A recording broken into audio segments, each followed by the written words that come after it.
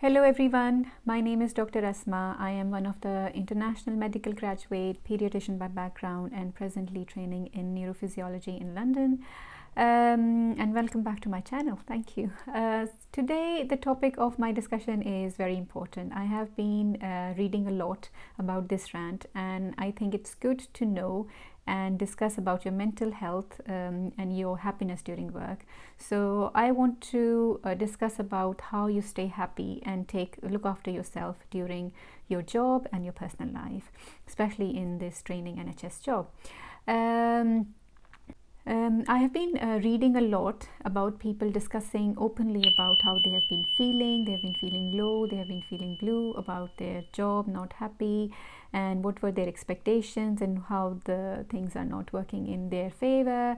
Actually, it is good to know that people are recognizing. On the other hand, I would say, a continuous rant can be a bit negative, and it can dishearten people who really want to come to this country and make the struggle really in their favor and get benefit.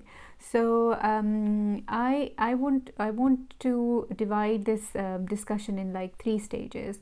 One thing is what is making us really overwhelmed, and then it is important to review what were our goals and then how we can overcome all this stresses and then come to the other end. Right, to begin with, I think I have been hearing that people are, they're really concerned about the life in the UK sucks, the attitude of consultants, seniors, registrars, problems with nurses, problems with many other things. Financially they're struggling, the weather is not great, the system is not supporting them, and there's the problem with getting holidays to be approved, and this goes forever. I think important thing is that it's important to know your limitation, and then once you know your problems, then only you can figure out your problems. I will discuss each and everything in detail, but in order to know how to counsel yourself the best, I think just take a step back and think of why you moved to this country. What was your purpose of moving to this country? I think for most of us, when we were living in our country, we knew that this is not the best system, everything is chaotic, and there could be a better way of living, there could be a better way of professional and personal life, and that's why we took the stance and we made a decision to move here. It was relentless work, it was a huge effort of exams, assessments, papers, finances and everything to actually get to the point to move to the UK. That was quite stressful as well, but we never thought that was a lot draining, because there was a hope, there was encouragement, there was positivity in the environment. Everybody was happy that okay, all the best, and you're moving, you're progressing, you're taking this decision, and all the best for you. Everybody was hopeful that it will work for you. So we dragged that stage very easily, and now we landed here.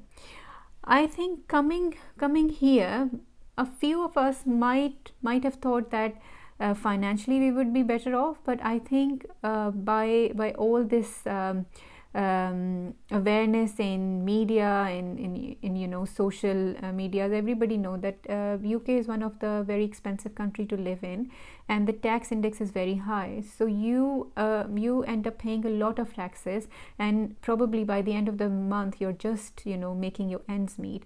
So probably financial aspect isn't too attractive if you were thinking that's the sole or important factor, though I think that's important how our life works around it. But I think you should be able to manage your expenses reasonably well within your salary, but saving while you're doing your first NHS job is the dream, I would say, because there are so many big expenses, like you're sponsoring for your ILR, your passport, your visa, your if you're planning to go back once in a year or two to back to your country, and GMC registration. Like these are like real big expenses which are not, you just have to pay them, and it's just once in a year. You don't count them in every month's cost. So bear in mind, it's an expensive country, and probably if you are just looking to save money, that won't work for you. And then now, if you have made your mind clear that saving money isn't your ultimate goal and will not probably work for you as well, then move to the reasons which actually in genuinely encourage you to come to this country. I would personally say that most of us, we thought that we would be working in a developed world where there will be equality, there will be discipline, it will be a better, secure life for us, for our children, their education, and a brighter future for us. We'll ultimately get a passport, and we get into the training and move on with our life. So I think important thing is that these things take time. They come passively, and that is just plodding along towards your journey. So you have to keep your focus on your everyday life, that no matter how bad the day is, by the end of this year, by the end of this month, by the end of this week, I'm plus these many days ahead of my goal. So that is really important, to sit down and revise your goals. Unless you do that, everything will still look very dark.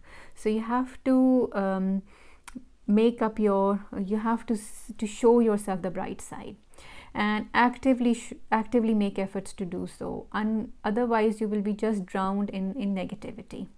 So I think moving on from what your expectation was when you came in, and then starting your job, and then actually seeing the reality, this is a different curve. This is a whole roller coaster ride.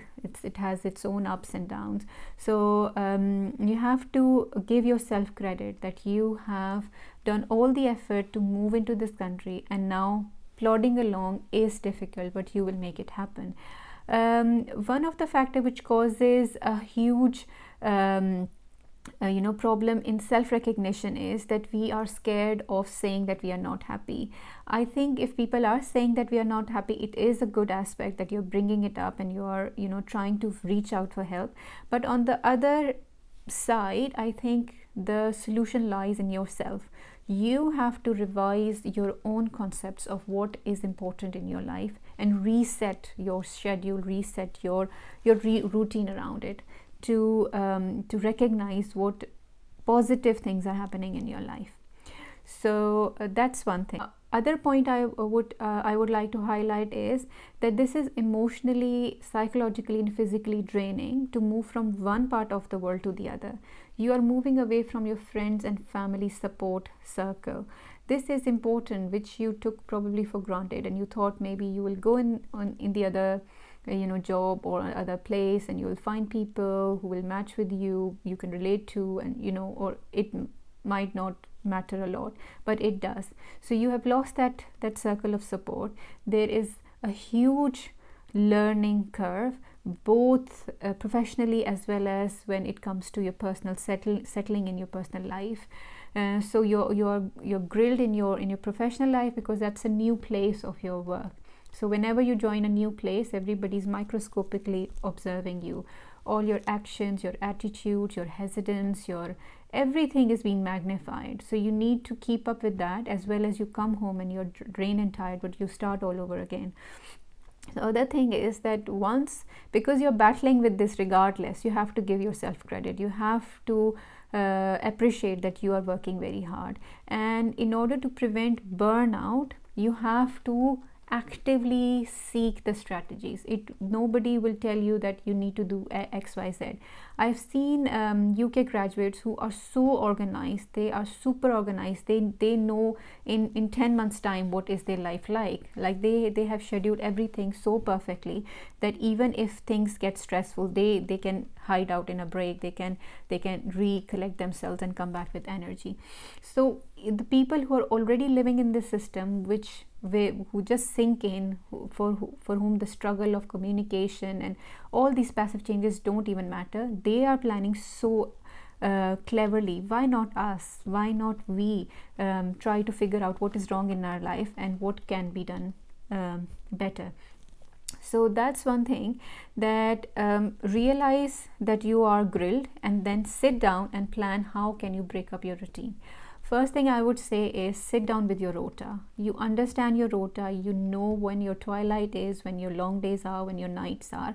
Probably ideally get 1 or 2 days off every couple of weeks, and probably plan them with a row of like a night shift or a twilight shift, and you will be drained, and that will give you more time and more energy. When you go back, you're in a better mood, so you're more resilient to everything.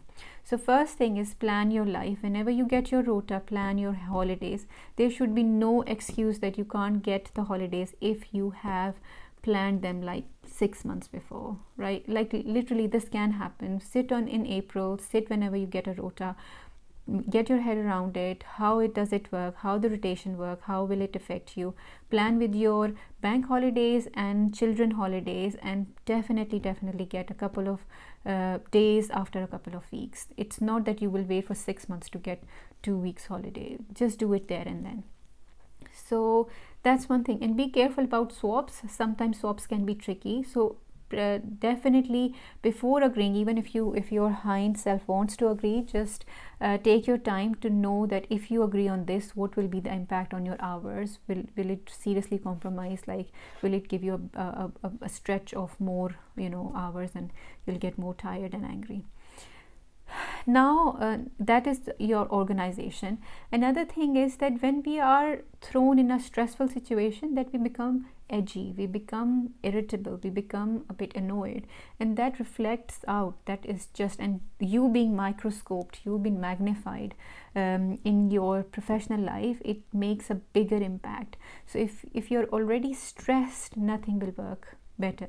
So first thing is relax yourself and plan and organize, so you don't become edgy, because you can't change yourself. This is only, you moved out of your comfort zone and you have thrown yourself into this challenge. You are, you have done so well, and you can still have a very good future. It's just that you need to organize things which will work in your favor.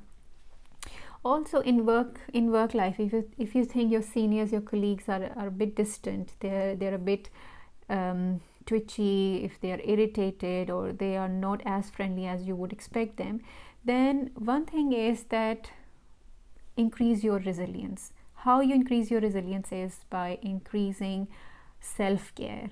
The way I told you, go back home, relax, spend quality family time, eat takeaways. Don't stress yourself in cleaning, cooking, laundries a lot. Just help yourself to relax physically and mentally, and get that quality time at home, so you're more resilient. And at work, if you find somebody really mean, then probably still stick around, and even if it looks silly, just smile and ask more, and in the end they will realize that you're not intentionally trying to avoid them. You're trying to make sense of what is happening, and in the end they will embrace you.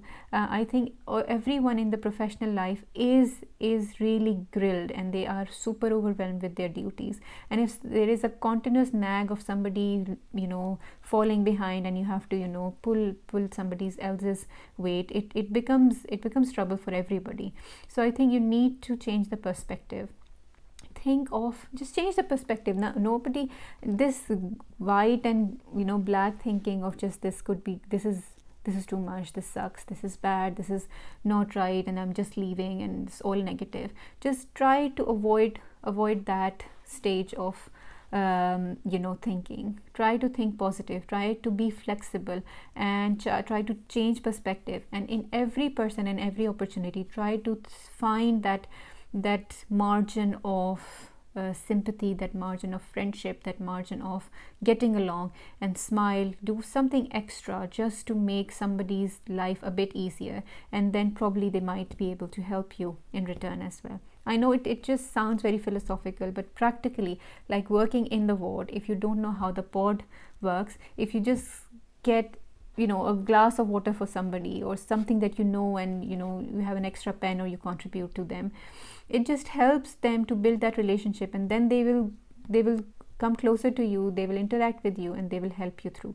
So find your friend circle, find your support circle, and if somebody is mean and selfish, try to increase your resilience and go back to that principle of taking care of yourself.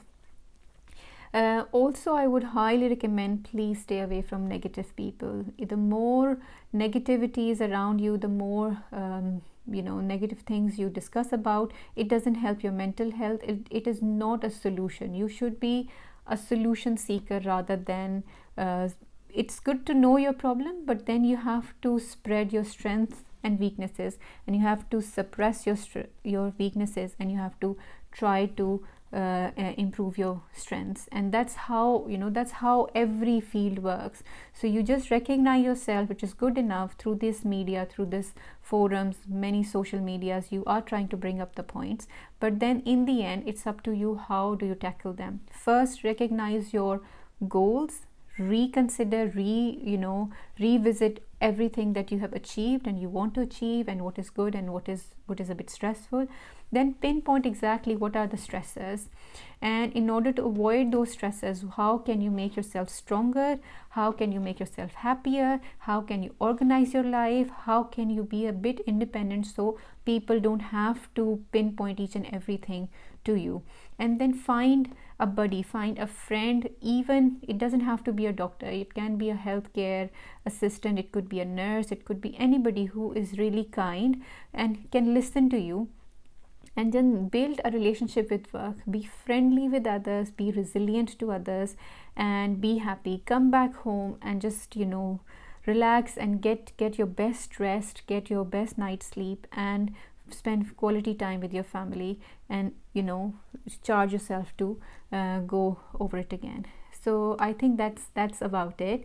All the best. I think looking after yourself is a great way, but be a solution seeker, and knowing your problem is good, but don't overreact to it, and don't go in negativity of just ranting about it. So I hope it's helpful, and I hope you continue to watch and enjoy. Thank you very much, and stay tuned.